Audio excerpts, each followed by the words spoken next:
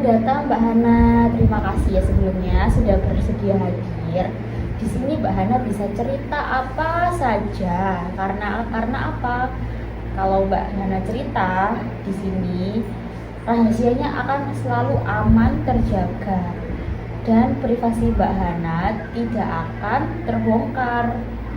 Jadi Mbak Hana bisa ceritakan apa saja keluhan yang Mbak Hana alami tadi ya. Tadi kan sempat WA saya ya untuk konsultasi. Baik Mbak, terima kasih. Di sini saya mau konsul. Sudah semingguan ini saya mengalami keputihan agak gatal. Jadi itu gimana Mbak? Itu ada penyakit atau seperti apa ya? Oh iya. Jadi Mbak Hana ini keputihannya itu sudah seminggu. Iya. Jadi aktivitasnya Mbak Hana ini biasanya ngapain aja? Saya kuliah dari jam 7:30 sudah berangkat ke Surabaya sana. Oh, cukup jauh ya. Terus habis itu biasanya Mbak Hana itu, maaf ya kalau agak privasi ya, celana dalamnya itu biasanya bahannya apa? Bahannya ada polyester berapa persen gitu. Oh, polyester ya celana dalamnya ya. Ya. Oke. Terus biasanya Mbak Hana suka makan minum apa? Seblak, gacoan, minum itu es kue matcha. Ya, oke. Makanan kekinian ya sukanya ya. Kalau makan sayur buah mau nggak kira-kira?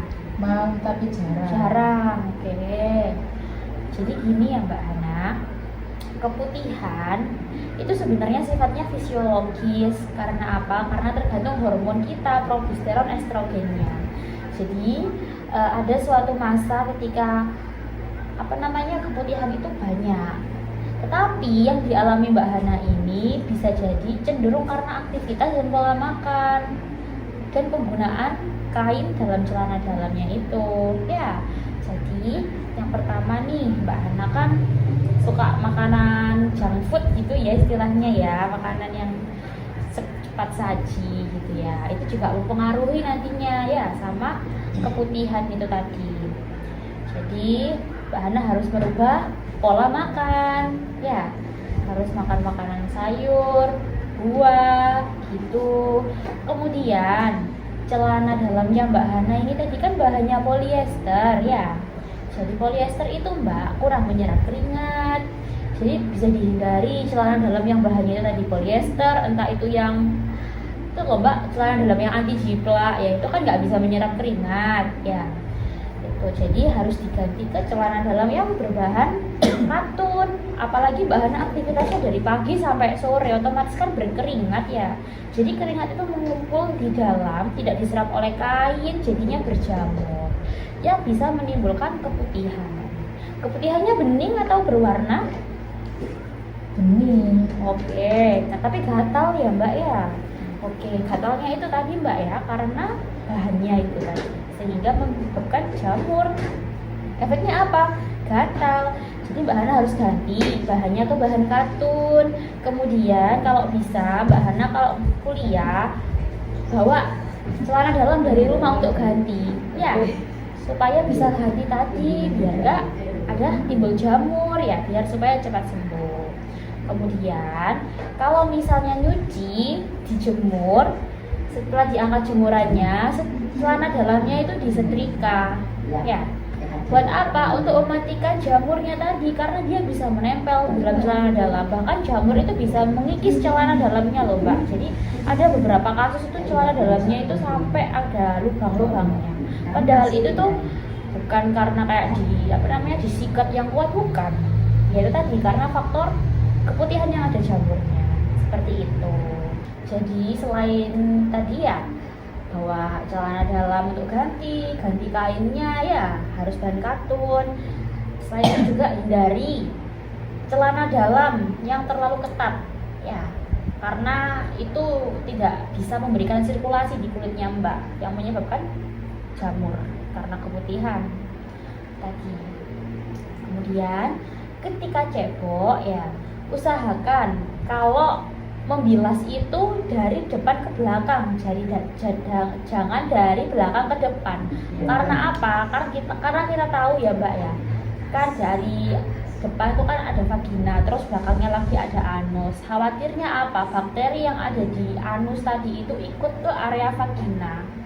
Jadinya apa? Itu menimbulkan keputihan, gatal ya. Jadi diubah sekarang arahnya. Biasanya Mbak Hana kalau cewek gimana? Ya asal, nggak tahu saya lupa. Oh alah, oke kalau gitu. Jadi caranya diubah ya Mbak Hana, dari depan ke belakang. Boleh pakai air hangat ya. Sama satu lagi, jangan pakai sabun kewanitaan atau sampai pakai daun sirih, itu jangan ya. Kalau yang di TikTok itu yang ramuan dayak-dayak itu. Oke, kan itu kan obat-obatan herbal ya. Sebaiknya dipastikan dulu lagi ya. Karena obat-obatan herbal itu macam-macam ya, meskipun herbal tapi kan kita kurang tahu ya apakah itu bisa menimbulkan efek samping atau tidak. Seperti itu. Jadi baiknya itu menghindari dulu ya sabun kewanitaan, karena itu bisa mengubah pH di vagina. Kayak gitu. Kalau misalnya pH-nya berubah, bisa jadi keputihannya lebih banyak lagi. Kalau keputihannya lebih banyak lagi jadi apa? Lembab. Kalau sudah lembab bisa jadi timbul jamur ya. Makanya kalau ada timbul jamur jadinya gatal deh itu ya. Kayak gitu.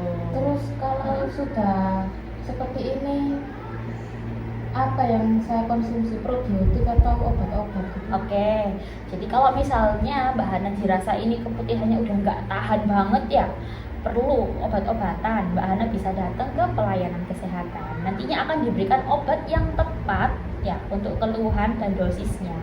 Baiknya hindarilah membeli obat-obatan ya, meskipun itu herbal itu di luaran sana dulu ya, karena kan kita nggak tahu apakah itu sembarangan atau bukan. Biar tenaga kesehatan yang memberikan obat supaya tidak salah dan tepat sasaran gitu. Ada yang mau ditanyakan lagi? Saya sudah tidak ada pertanyaan lagi. Terima kasih. Oke, ingat pesan-pesan saya tadi ya Mbak Hana ya. Gitu. Kemudian kalau misalnya Mbak Hana perlu cerita lagi, nggak apa-apa, Mbak Hana bisa hubungi saya. Nanti kita bisa jadwalkan kembali ya. Jangan ragu untuk cerita apapun keluhannya Mbak Hana, supaya tidak dipendam sendiri, akhirnya masalah yang nggak diatasi ya. Seperti itu. Baik, nanti kalau misal ada apa-apa lagi bisa hubungi saya ya. Baik Mbak, terima kasih. Hati-hati di jalan.